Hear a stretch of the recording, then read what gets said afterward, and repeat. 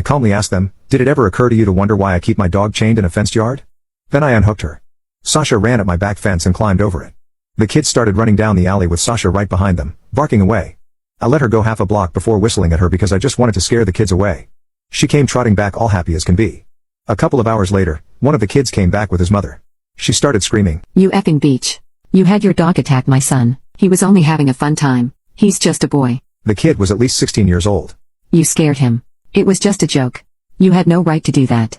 I'm calling the police and having that dog effing put down." She didn't give me a second to speak and started threatening me, so I called the police. The operator could hear her plain as day even though she was at least 40 feet from me. 2 cop cars with 4 policemen showed up in just 5 minutes. 2 officers came to talk to me, while the other 2 talked to the entitled mom and her son. The mom would not stop screaming and cursing the entire time she talked to them.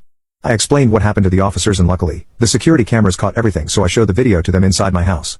I decided to file a report and asked to press charges because they abused my dog. Meanwhile, Sasha is demanding attention from all the officers so they're all trying to pet her and she genuinely seems happy. Well, when we went outside towards the entitled mom and her son, we're about 10 feet from them when Sasha suddenly cuts in front of me to stop me and starts growling. The skin around her face went tight, making it look like a hair-covered skull. The hair on her back raised up and she is very scary when she's like that. Immediately, the entitled mom started screaming, "See, that beach raised that dog to attack black people. Effing racist a-hole. That effing dog needs to be put down." Mind you, the 2 officers that were with me were African American and she was extremely friendly with them so no, Sasha isn't racist. Even so, the officers were still afraid of Sasha since she was showing large teeth.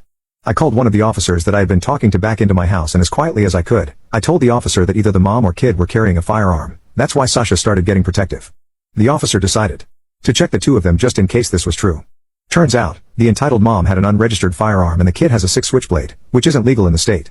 So, in addition to a charge of animal cruelty, they got nailed for carrying a concealed weapon, being in possession of a firearm while on probation, resisting arrest, and a couple of other charges.